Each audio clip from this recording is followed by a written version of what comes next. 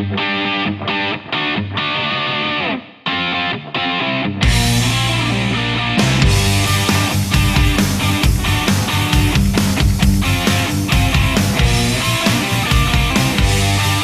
everybody. So here we are for part three.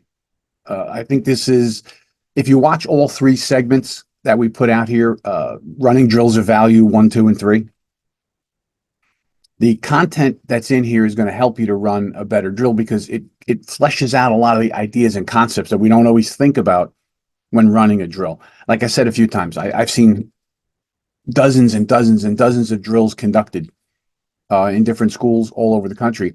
And some people really just check off that box. And if you're a check off the box kind of place, you're not really doing any good for your students, staff, and visitors. You want to keep people safe, so you do drills of value. So I'm going to share my screen here. So we have the PowerPoint to look at. Let's see, got to make sure we get them all here. Where's the PowerPoint? All right, yeah, let's go here. All right, we're going to, from this current slide. Come on. All right, so where we left off in part 2, episode 2, is explaining the 3 pillars of survival. So let's talk about that, and then I'm going to add one. So the first pillar of survival for an emergency incident, a lockdown, an active shooter incident, we have to have preparation. So you do training like this, you do other kinds of training, you run drills of value, you have good policy, you have good procedure in place, you make your drills realistic without being too scary, and you want to add a level of stress so that people will do things, right? So that's the kind of stuff we talked about. So the first pillar is preparation. Get the right equipment in place, train properly, talk about your people, talk to your people about what they should do. The second pillar of survival is communication. How does everybody in the building know that there's a problem? So if you use a PA system, make sure the PA system works. If you're going to allow anyone to initiate a lockdown if they see danger, figure out how they're going to do it. How are they going to notify everybody? Do they call the office and then the office puts out the call? Do they use the PA system in the classroom and put the building into lockdown? However you're going to do it, make sure that the equipment you're counting on works. I've been to a lot of districts where they tell me, well, you know, we count on our cell phones to communicate, but we have really poor Wi-Fi in here. So if that's the reality in your building, you have to fix that, because if there is an incident, you're going to need communication. The third pillar of survival is notification. How do you call the good guy and good girl guns to come and help you? How do you get to the police? So you want to make sure you have a system that's going to work, that works quickly, that you can get to the local police or your state police or whoever you have to call so that they can come and help you. So that's the 3 pillars of survival. And I said I'm going to add one more. I did a big threat assessment in a district in upstate New York, and I did it in 2018. And they asked me to come back this past year and see what they've done, how they improved, and what else do they need to do. And when I got there, they told me they have 22 onboard counselors now, people to intervene if there's a violent threat, if a student's acting up, if a student is demonstrating signs that they are potentially dangerous. So I think that's a great component to add, that mental health component. So if you don't have that in your school, you really want to consider adding personnel so there's enough people to help. All right. So those were some of the concerns that we have. We're going to move on. We talked about starting the drill and how are they going to do this. So who's going to start your drill? So you run a drill, and normally the principal calls the lockdown. And that's okay, but you do that all the time. What if the principal's not available, is my point. So maybe have an assistant principal do it. Maybe have the art teacher do it. I've had schools where I've talked to the principal and they agree, yeah, anybody can, so we should practice. We picked a random classroom. They walked in and said, okay, put the building in lockdown for our drill. Now, they were trained, they knew what to do, they knew they were allowed to do it. And we still had people, when we've done this, where they say, I don't remember how, I'm not sure what I should do, I don't remember the code for the phone. That's why messaging is so important. So determine who's going to call the drill, how you're going to start the drill, the lockdown process, and, you know, mix it up a little bit. Don't always do the exact same thing. Your multidisciplinary safety team, right? We talked about that early on, episode 1, I think. where we want to have a bunch of people in the school involved in safety and security, custodians, teachers, counselors, administrators, all these different kinds of people should be involved. And you set them out in place before you start the drill so they can make observations of the whole building, right? Because you really want to get a good idea of how does your whole building respond to the call to lockdown, and to, are they doing what they should do? So your multidisciplinary team makes observations. They should take note of what they see, doors that are left open. They could still see children in the classroom, teachers not doing the right thing or doing an excellent thing. And they should document that and bring that back to the after action meeting. And we're going to talk about that in a minute. All right. So do you address problems on the fly? I get asked this question a lot. We're doing a lockdown and we notice that the kids are not in a safety corner. You can see them through the window and the screen is not pulled down. Do you address that right then and there? I think you can. You can, if you can get the attention, right? You remember there's a drill going on. People know they're not supposed to answer the door. That could add an element of more fear. Why are you knocking? Are you supposed to be the shooter or whatever? But if you get their attention, and you can call the teacher over, say, how come you didn't put the thing down? You should do that when you're locking down, whatever it is. I think that's okay if it's appropriate at the moment. If the teacher sees you and knows you and it's not going to scare everybody. If not, you document it. You go back and you talk about it in the after action meeting. You let the principal know. And then the principal might want to address any negatives that your team saw during the drill. Students or staff out of the rooms. Now we talk about, if it's safe to do a sweep, look in the hallway and see if there's kids out there and you can do a sweep. That's a good idea. Call the kids into the room.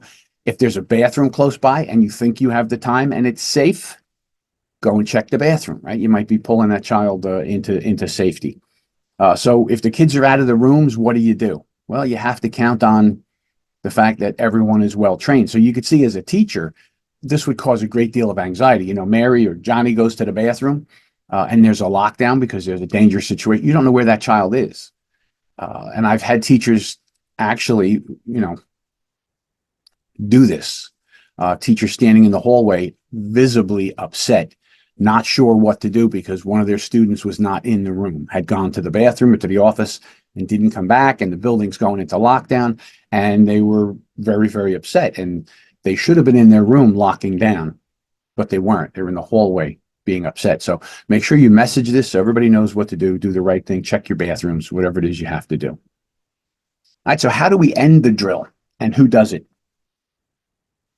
So in a lot of places, they use a code word, and I'm against code words. I don't like code words because in an emergency, you're going to forget the code word. Code blue, it's code blue, code orange, code orange. In an emergency, what does code blue mean? You confuse it with something else. So clear talk is the best. Lockdown, lockdown, lockdown, shelter in place, evacuate, say it.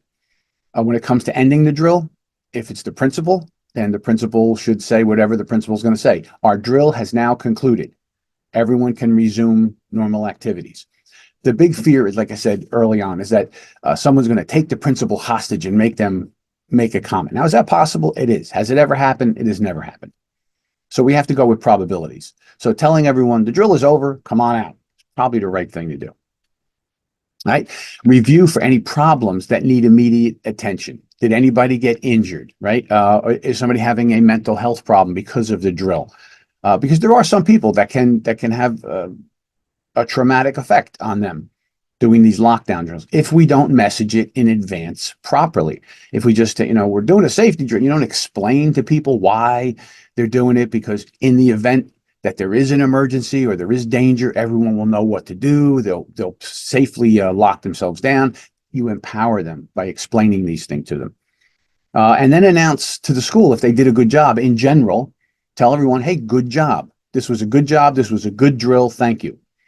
There's an old saying in management, you praise in public and you criticize in private. So in general, if everyone did a good job, let them know. That's empowering to people. You did a good job.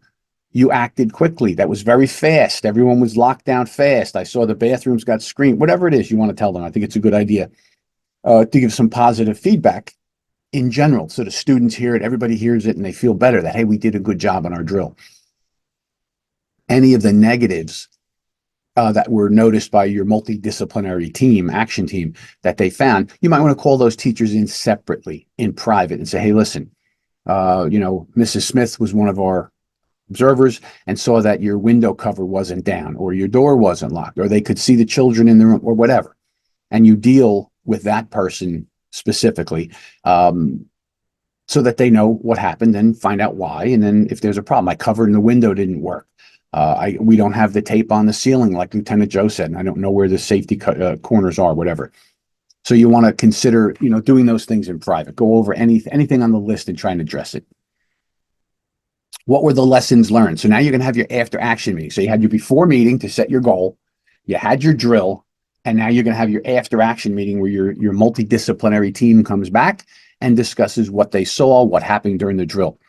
What are the lessons learned? What are the trends that you're seeing? Are you looking at timing? How fast? And you did a drill previously and it took 2.5 minutes to fully lock down, and now it only took 2 minutes. That's a good thing, right? You're making improvements. You want to understand any of the mistakes and how, as a team, how could we correct this? Is this a better messaging? Should we put up signs? Whatever. Figure out how to address anything that went negative in general to everyone, right? You don't have to say, well, Mrs. Smith didn't lock the door right, or Mr. Jones didn't have the kids in a corner. What you want to say is, we noticed that some people were not in safety corners and some people didn't lock their doors, and you message that out to everyone, and then you give them the solution. Make sure the door is locked, etc.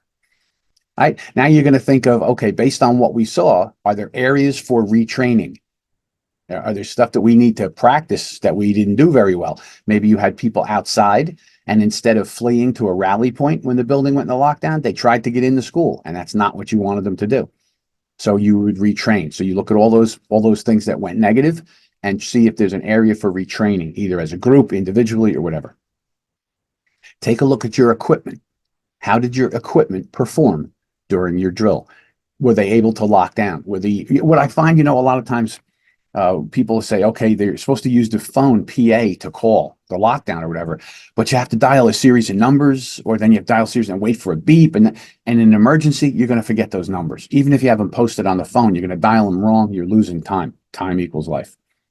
So 01, *3, whatever it is, that should open up your PA, nice and simple. And then make sure all those PAs are working. And then document this. Write a report about your drill, right? Take all this information that we just went over here and maybe make a template, make a form, so you can document the date, the time, what was the goal, who was involved, what did you see, who did you talk to, and what do you want to do for your next drill? What do you want to look at? Is there anything here, or retraining, whatever? So documentation is important to show you're doing the right thing, and it keeps you on track with your drills. Right, so maybe you can come up with additional areas to look at. Maybe you do a drill in the morning when the kids are arriving. Now, this is something you're going to have to tell people that, hey, we're going to do a drill early tomorrow when everyone's getting here, and we're going to try and see what we would do. And then maybe at the last minute, you give them the instruction to the staff before the buses pull up and people start coming. Here's what the scenario is going to be, and then we're going to make some decisions, whatever it is. Then you want to think about what any takeaways or messaging you get from the team, get their opinions, and then make sure that if there's valid points, that you include them in any of your messaging. All right, so we're going to talk about, and I know I'm going quick here, but we're going to talk about tabletop exercises. So there's two different kinds that we talked about. There's pencil and paper tabletop, the old-fashioned kind, where there's a scenario and everyone offers input to deal with the problem that the scenario presents. This is great because you get all your team members offering information. Some team members may know things that other team members don't, and you can figure out, let the kids run to the woods. Well, there's a creek back there. There's little kids. They shouldn't go near the creek. Oh yeah, right. Maybe they should go towards Johnson Street or whatever. So that's really important. And tabletops are good that way because it lets everybody get involved, and then you can make a list of things that you find in your tabletop. The other kind of tabletop is an electronic tabletop. This is where you take a scenario, whatever it is, anything you want to practice, and you create a scenario and you upload it to a software. Now, I have this software. We call it SimTactics, simulated tactics, right? SimTactics. And everyone in your team goes and they log into their computer from their office, and then the exercise begins. We get some information, video clip, phone call, a recording, news blast, something, and everyone has to start taking action. What's good about this kind of training is that there is realism to it, and it is stressful. because you don't have time to sit and talk about what you should do. You have to take action. You're all in different rooms. And if you have specific roles or your team members have roles, they all have to act on your policy. They have to act on their role. When the simulation is done, the software compiles all this information and spits out a whole bunch of really usable data. So it tells you things like who was under stress. So you might say, well, I'm the principal, and I should be calling all the shots. And then you see this heat map that's developed based on what happened in the scenario. And your name is covered in red, which means you were overwhelmed with information, responsibilities. You could not have performed properly. So you go back and you say, maybe I need to delegate some of this responsibility so I have more time to deal with things. Then it goes through who is doing the most talking. Shows you a ball with the connections of who is doing the most talking. And you said, well, Fred is supposed to do the most talking, and Fred wasn't doing the most talking. Harriet was doing the most talking. How come?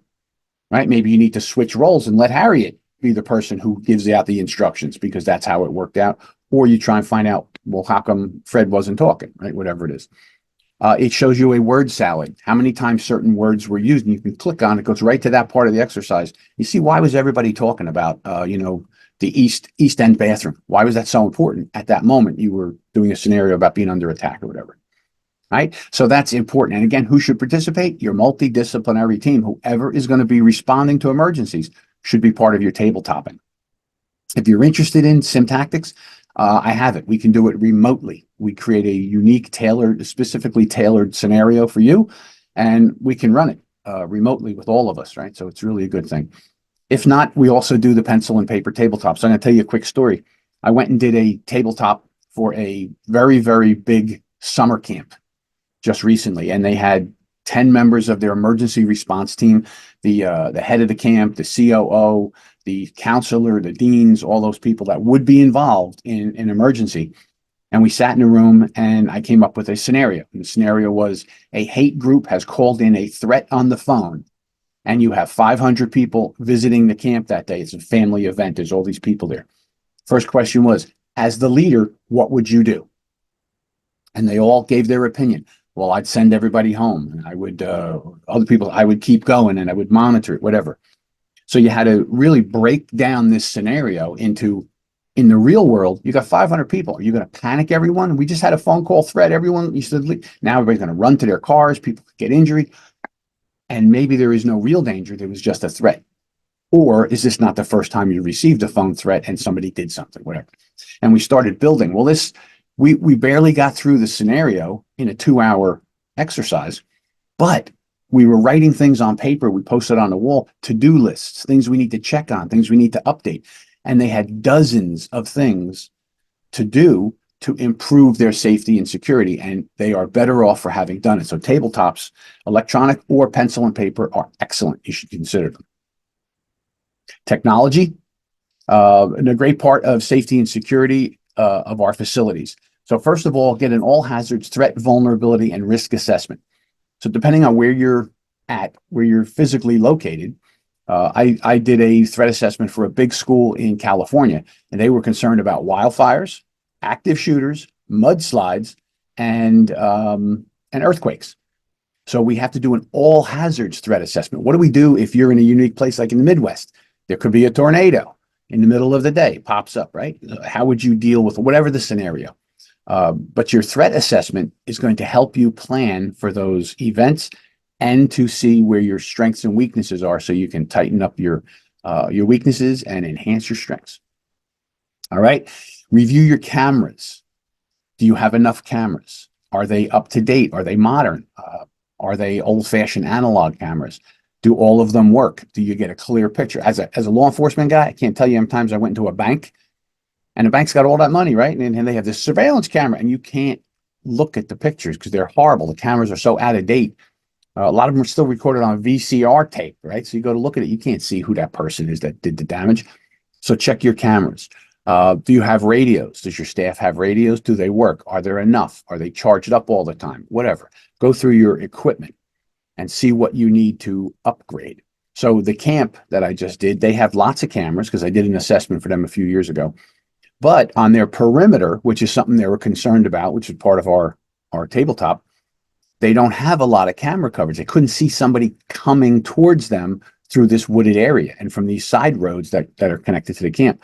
So they're reached out to their technology company that supplies them with their technology, and they're going to get 180-degree cameras posted every couple hundred feet so that they have a good view of the perimeter. And then they're going to get an electronic device that if somebody steps across it, sets off an alarm, turns on the camera, tells you where it is. Now you can look and see, is it a deer? Is it a person? Or is it somebody dangerous that's coming, right? So check your equipment. Consider a consultant, right? Now here's the value of what I do as an outside person. A lot of times, if you have someone in charge of your security, they think they know everything about your place and they have everything figured out. And maybe they do. Some people are really good.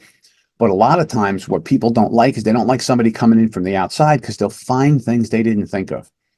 Well, when I go into a location, I know this to be a case, and I let everybody know I'm not here to find fault. I'm not here to say you don't do a good job. I'm here to help you enhance what you do. So outside eyes are often very, very helpful to come in and look at whatever you have in place and make suggestions. So consider getting a consultant. It can be very, very helpful. And I know all of my clients have done their own and then been very happy to say, oh, I never thought of that because I'm looking from the outside in. I'm not in that world thinking everything is all good. I different set of eyes. So you want to consider that. All right.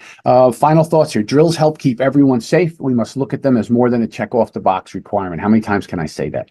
Quality drills of value can save lives. If you do good drills, you can keep people safe.